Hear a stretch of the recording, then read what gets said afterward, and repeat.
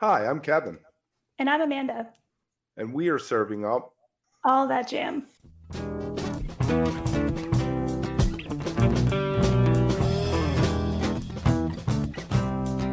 All That Jam, Quick Hit. Getting to know the settlement. Well, why don't we just jump in, Colton, with the origin story of the band? How'd you guys get together? Okay. Yeah, so we started in Huntington, West Virginia, back in 2014. All of us went to Marshall University at one point or another. So that's where I met our drummer, Daniel. He's been in the band the entire time.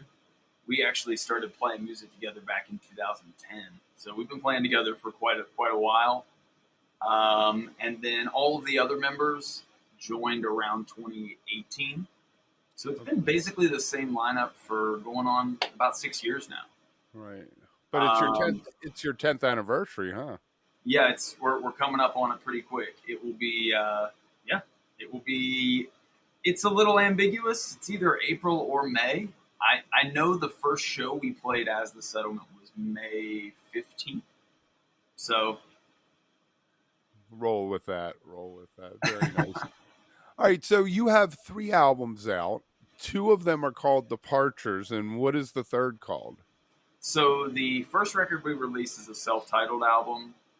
It featured a lot of the kind of older material that we wrote at the beginning of the band, and even some of it before the band. And then Departures and then Departures 2 are connected. You could say maybe a concept album, something to that effect. Very nice. Now, did the first album set a template that you're following for the other albums, or do you feel like it's evolved? Maybe a little bit, but I would say they're not really related. Those songs were a little bit more, I guess, in the songwriter vein, and each of them is kind of its own thing. Whereas the newer material, each song is kind of part of the bigger work. So I guess that would be the biggest difference. And I saw you have a music video out for, is it Stars? It's one of the songs off the more recent Departures album. Is that something that you all like to do, like the video aspect of things? Yeah, that was actually really fun. And where we recorded the video is the studio we recorded the album in. And it's pretty cool to just kind of live there and be in there for a while. Our good friend, Isaac Evans, he was the manager for the band for a few years. He kind of oversaw all of that stuff, all of the creative video stuff. And that was really fun. Our good friend, Scott, did lights. We were like, you know what, let's hire a light designer like this is going to be a real show, even though it's just for the video. And that was cool because it felt like we were, performing. Right. A lot of live performance videos look like people aren't actually playing, but we wanted to make it look like we were actually playing because we were. I guess. I guess that throws another layer on, though, because did you use the live recording or did you use the studio and have you playing live? Yes, both. So we tracked the album live and we tracked the video live as well after the audio had been done. We okay, well, this is how it goes. And then we did our best to play exactly what we played however many more times again. So it allowed for more, for extra takes for the audio and extra takes for the video. There was a little bit of separation between. But yeah, it was tracked very live. We tried to keep that whole album very, very live, all of us in the room together. Right, just no close-ups on fingers of the guitar, and no one will know the difference. As long as even some of the guitar solo stuff, we had to mess around with a little bit. But even a lot of that, I was trying my best to play it exactly the same that I had tracked, So yeah.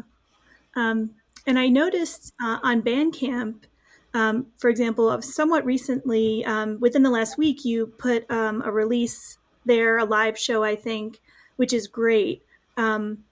Do you handle kind of the mastering and mixing to get those ready to upload? How does that work for you all? That's kind of a combined effort between me and our front of house engineer, Kenny.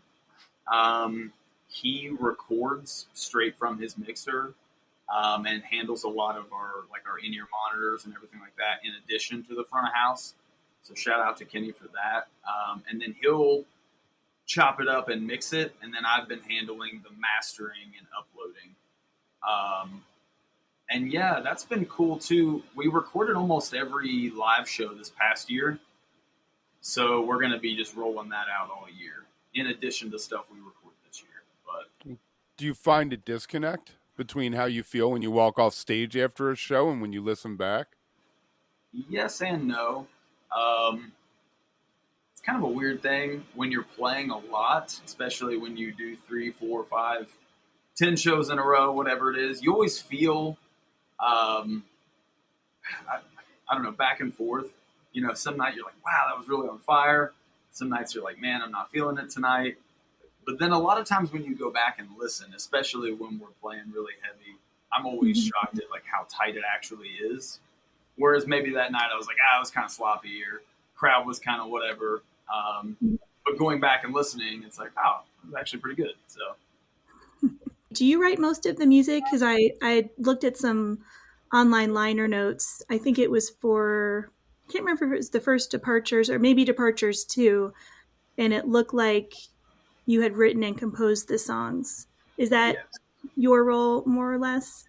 yeah, I would say so. Some of the newer material, just through improvising and playing, the other members of the band have contributed some musical ideas.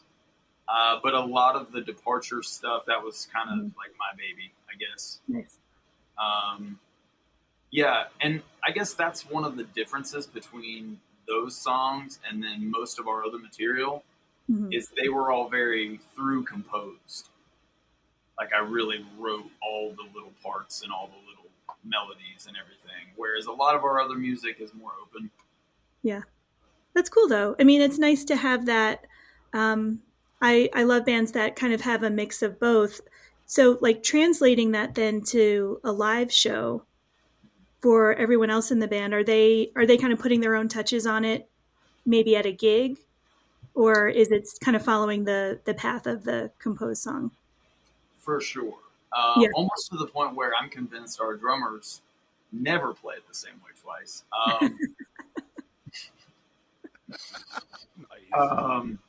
But yeah, I mean, there are going to be certain things that will pretty much always be the same, like a set amount of times, or the same vibe. But I guess we leave the improvisation open. Something that might only be 5-6 minute song might end up being 20 when it's all said and done, kind of thing. But we call it the post jam. There's like different genres. There's like there's rock, and then there's post rock. There's hardcore, post hardcore, metal, post metal. So our genre, jokingly, is post jam, because when the song is over, we'll jam at the end of the song. Post jam. I love that. I haven't heard that before. No, I mean, seriously though, I dig that.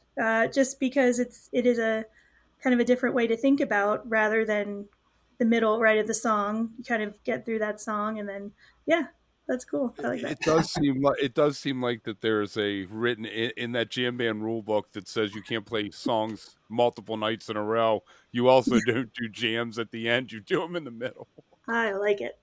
Yeah, we'll kind of do both. Sometimes some songs we'll do both. And to the set list thing, that's like a challenge.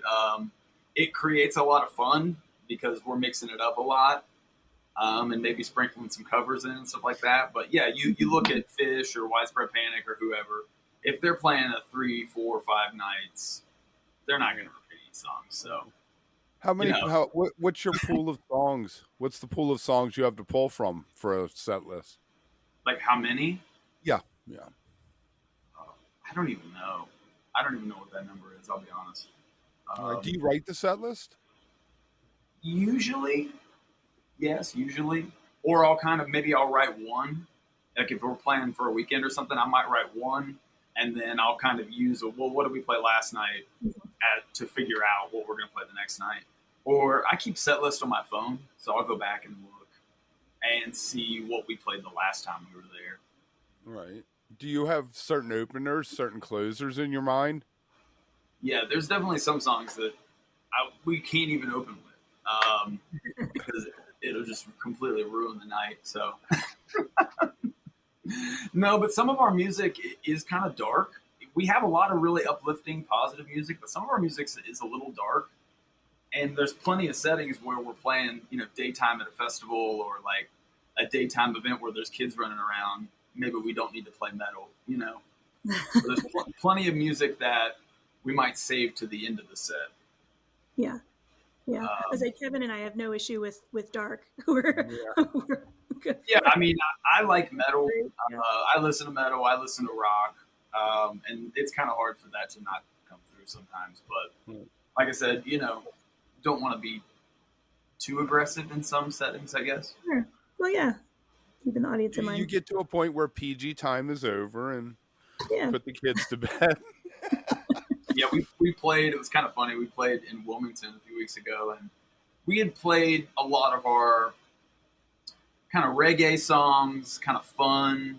It was a funky, family-friendly type set. Then at the very end of the night, we played Riff Destroyer, which is one of our heavier songs. I mean, it's called Riff Destroyer, you can imagine. But there were maybe 3 or 4 girls who were sitting at this table. It's pretty funny. I'm telling a little funny story on myself here, but they were sitting at this table, and they sat and listened to us all night. And they weren't dancing or anything, but they sat and listened to us all night. At the end of every song, clap, little cheer here and there. But when we played Rift Destroyer, the entire table just got up and left. They were just like, we're out of here. But, that's an interesting thing. So I lived in Raleigh for 15 years. Oh, cool. From 2004 until, when would I have been? 15 years later. So the music scene out there, it was interesting.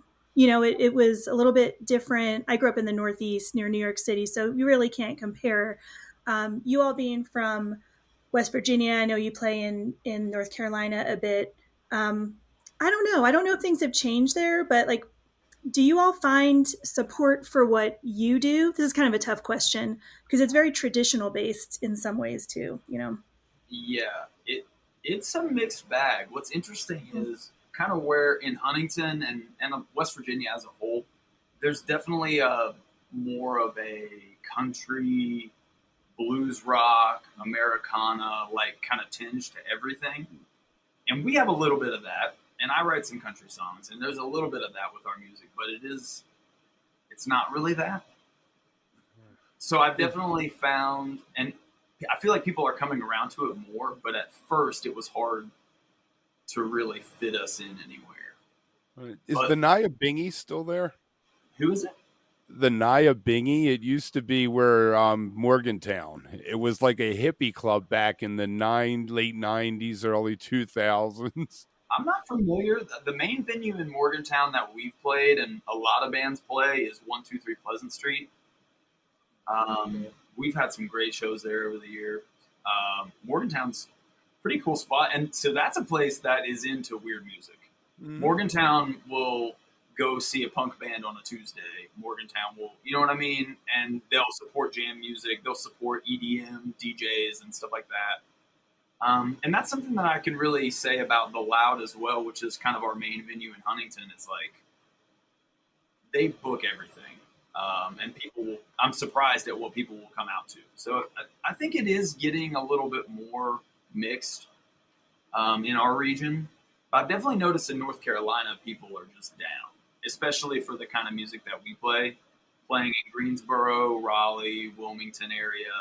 We have a lot of fans down there who are, we're their 10th favorite jam band. You know what I mean? They've already been down the line here. They're already in the community, in the music. Whereas maybe up here, there's less of that in West Virginia. I feel like maybe a little less.